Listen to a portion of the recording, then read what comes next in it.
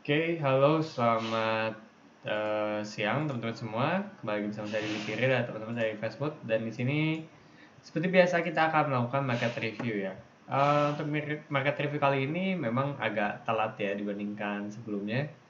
Karena biasa kita lakukan di hari Senin, tapi nggak apa-apa karena kemarin itu ada satu hal yang saya masih pengen coba amati dari market ya, dan ternyata sudah terbukti. Nah, sebelum kita masuk ke dalam market review, seperti biasa saya akan memulai dengan melihat apa yang sudah terjadi minggu lalu dan apakah prediksi kita berhasil atau enggak gitu. Nah, ada 4 skenario yang kita buat di minggu lalu. Pertama adalah skenario naik dan skenario turun. Nah, eh, di minggu lalu saya bilang bahwa support ini sudah diserang berkali-kali ya. Ada 1, 2, 3, 4, 5, 5. Nah, waktu itu yang masih kelima ya, kita bahas di kelima ini. Jadi sudah 5 kali support ini diserang gitu.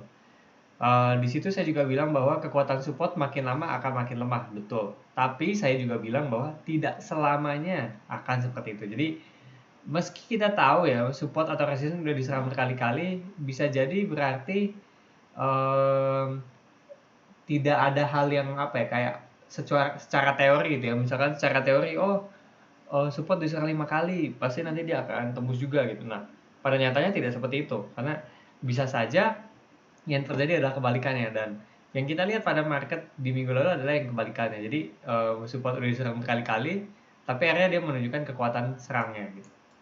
Nah, jadi kita lihat bahwa di sini padahal resisten baru diserang 3 kali ya, 1, 2, 3, dan serangan keempat ini langsung jebol gitu.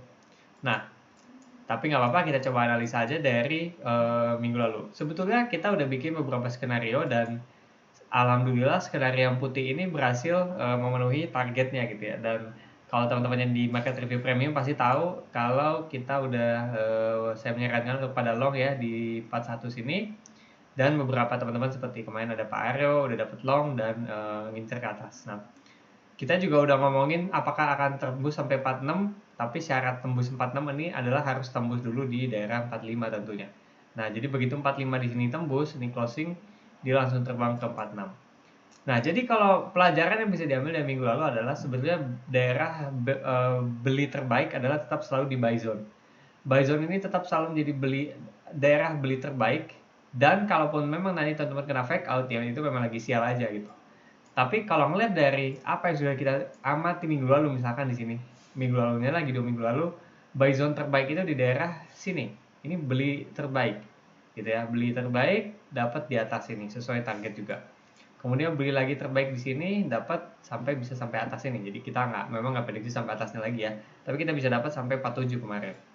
Nah, so ada itu dua pelajaran yang bisa diambil. Pertama adalah teori tidak akan selalu sesuai dengan prakteknya.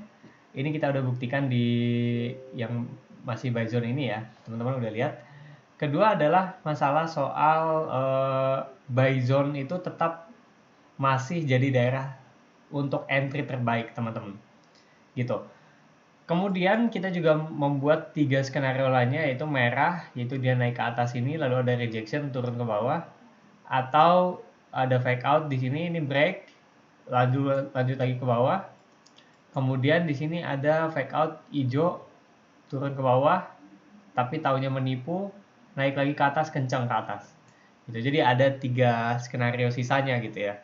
Nah, cuman yang berjalan memang hanya yang putih, tapi it's okay karena yang penting kita punya dapat ada satu yang berhasil gitu.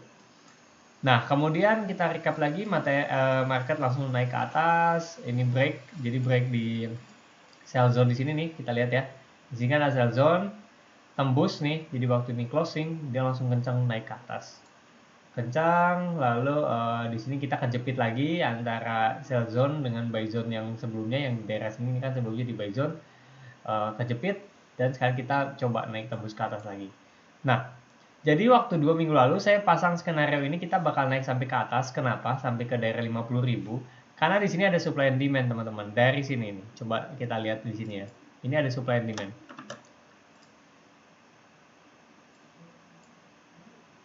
Nih. Kalau teman-teman belajar market review dan materi zero to profit, kita lihat ada yang namanya supply and demand, itu bisa kita lihat di 1 jam. ciri-ciri supply and demand adalah fast movement. Jadi kita lihat di sini ada fast movement, di sini juga ada fast movement. Maka daerah konsolidasi di antara dua fast movement itu adalah supply and demand. Jadi daerah ini itu adalah supply and demand. Makanya saya tandain di skenario sebelumnya nih, sampai sini, biar menyentuh ke dekat zona biru ini. Tapi pada waktu 2 minggu lalu, tanggal 17-18 September ini, dia nggak kuat nyentuh sampai ke atas. Nah, sekarang market sedang mencoba untuk menyentuh supply and demand ini. Jadi, untuk sekarang sih skenario cukup jelas ya. Sekarang itu naik. Kemungkinan naiknya masih tinggi, setidaknya sampai menyentuh ini. Nah, PR ya, atau skenario yang perlu dibahas adalah apa yang terjadi kalau sudah menyentuh supply and demand. Karena kan inti supply and demand itu kan seperti magnet ya. Kalau udah tersentuh seperti apa? Kalau sudah tersentuh supply and demand ini, maka ada dua kemungkinan. Pertama, kita bisa short di sini. Teman-teman bisa masang short, lalu dia akan turun lagi ke bawah. Karena di bawah pasti juga ada supply and demand yang belum tersentuh. Misalkan di daerah sini atau daerah sini. Tapi ya balik lagi, ini nggak akan selalu seperti itu ya. Bisa jadi ini hanya konsolidasi. Jadi kita pasang targetnya jangan terlalu bawah. At least kita bisa short sini untuk pasang target di daerah sini atau di daerah buy zone. Buy zone yang baru itu kita lihat sudah terbentuk di garis kuning. Jadi ini tadinya resisten sudah berubah menjadi, sekarang sudah jadi support. Ya. Karena lihat beberapa kali memantul di sini. Memantul, berarti ini buy zone. Teman-teman bisa pasang short di sini, lalu pasang target ke bawah. Ini skenario satu yang kita bisa ambil. Skenario kedua adalah market nyentuh supply and demand, turun, lalu naik lagi breakout si supply and demand-nya. Baru nyentuh ke puncak sebelumnya, yaitu di 52.900. Nah, ini skenario kedua, kita ganti warna dengan merah. Nah, ini skenario kedua. Skenario yang ketiga adalah market turun. Karena ingat, kita harus selalu jangan buat skenario ini selalu naik ya. Harus bikin skenario alternatif. Yaitu kalau market turun ke bawah, sentuh buy zone. Lalu akhirnya mantul lagi ke atas ke supply and demand. Kalau ini paling klasik, kayaknya kita lihat mudah untuk terjadi gitu ya. Turun ke bawah, sentuh buy zone, naik lagi ke atas. Lalu yang terakhir adalah reversal, jadi ini fake out, turun ke bawah, break, lalu turun lanjut ke bawah. Jadi ini puncaknya cuma sampai di sini gitu. Kita ganti dengan skenario biru gitu. Jadi ada 4 skenario yang mungkin terjadi di minggu ini teman-teman. Pertama adalah kalau saya sih masih cenderung berharapnya naik ke atas karena supply and demand. Pertanyaannya adalah supply and demand ini kuat atau enggak, itu kita nggak tahu gitu ya.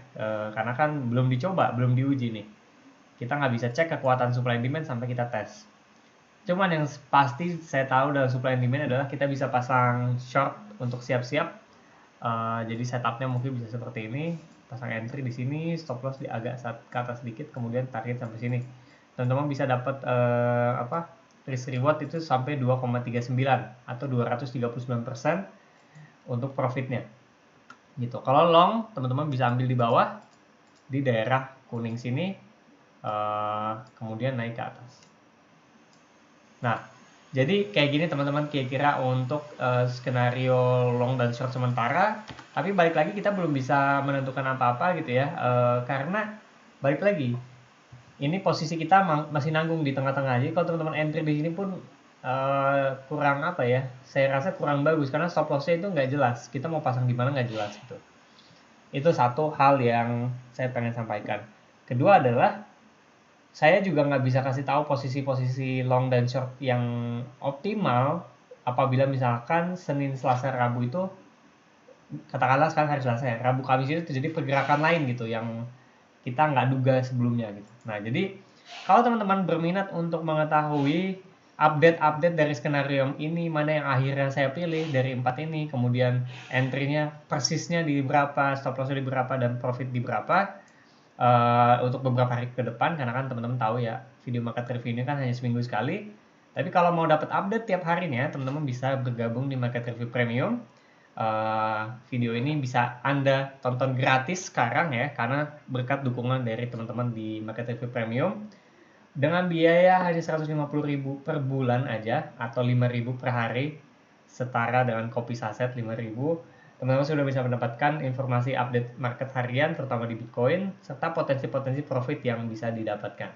Ya kayak gitu aja sih pesan sponsor untuk minggu ini ya teman-teman. Buat teman-teman yang premium nanti saya akan update lagi posisi apa yang dan skenario mana yang saya ambil. Buat teman-teman yang berminat bergabung boleh hubungi langsung ke Discord saya atau PM atau WhatsApp juga boleh.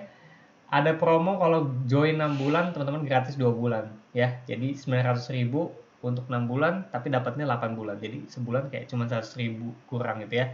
Oke, kayak gitu aja sih paling dari saya. Sampai jumpa di minggu depan.